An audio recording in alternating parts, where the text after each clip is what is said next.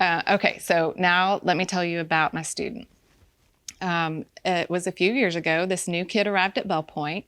He was in the 11th grade and not happy at all to be there. And he let me know it too. He'd been a very good basketball player at his old high school and wanted nothing more than to get back and play his senior year. So he and I talked basketball a lot. We had a pretty good relationship. And then one day, he showed me that he had figured out a workaround to where he was able to pass these quizzes in a math class without actually having to learn the content. And in that moment, I had a choice to make. Was I going to demand excellence of him or let it slide and somehow justify that he was making progress towards his dreams? Well, I've told you how I operate, so guess what happened? We ended up in the principal's office because I wasn't okay with it, and he was so mad at me. But I explained to him that I knew he could do better and that I was not going to lower my expectations.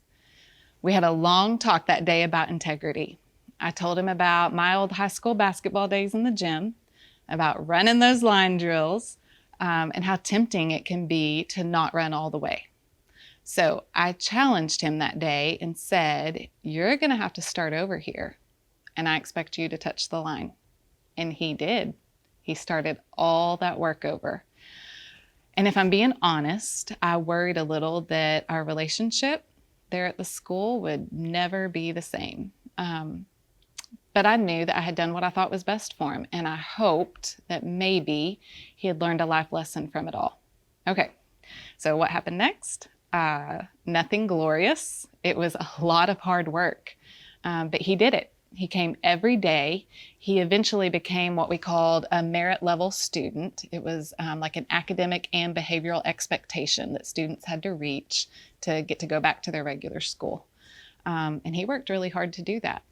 Toward the end of that school year, it was time for him to start talking to his old principal about getting to go back for his senior year. But he also needed to ask his basketball coach if he could get a spot back on the team.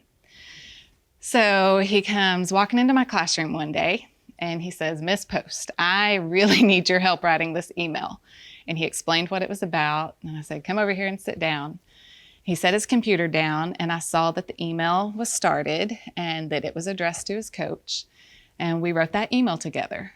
And then I said, "Wait, kiddo, before you send that email, make sure you give it a subject line." It was blank when he showed it to me.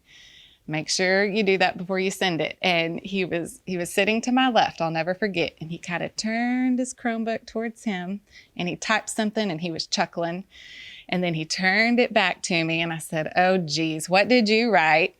And then he showed me the email and it was titled "Touch the Line." And I laughed and I said, "Your coach isn't going to know what that means." And he said, "That's okay. If he asks, I'll tell him."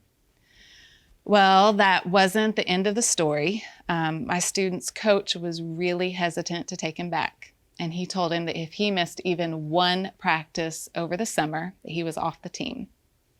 I was a little bit worried, but guess what? He didn't miss a single practice. He made the team, and I got to go see him play that year.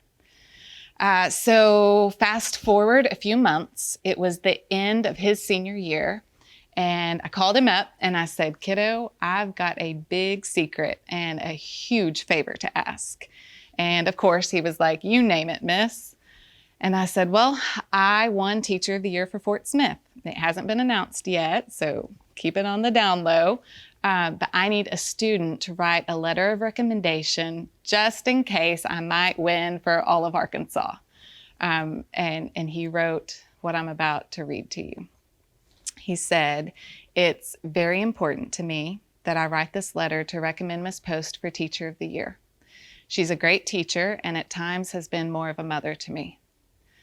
When I first went to Bell Point, I never wanted to go to her class because she was hard. And then the year got to going and we had a few talks. I remember the day that she told me to touch the line. We were talking about how I wasn't trying my hardest in math, but I wasn't sure what she meant at first. What she was saying is don't half do something. Don't give up. Don't be a quitter. She said, in basketball, you run lines and it might seem easier to stop just before you get to the line, but you know if you really ran all the way and touched the line. We talked about integrity. She said it matters on the court, it matters in her classroom, and it matters in life. And then he talked about making the basketball team, and he finished with this. Miss Post came to watch me play and took pictures with me. She believed in me when I didn't believe in myself. She never gave up on me when other people said I couldn't do it, and I did it. See, I knew this student's story. I knew that he needed someone to push him. I knew that he needed to hear that voice in his head saying, yeah, it's been hard, but you can do this.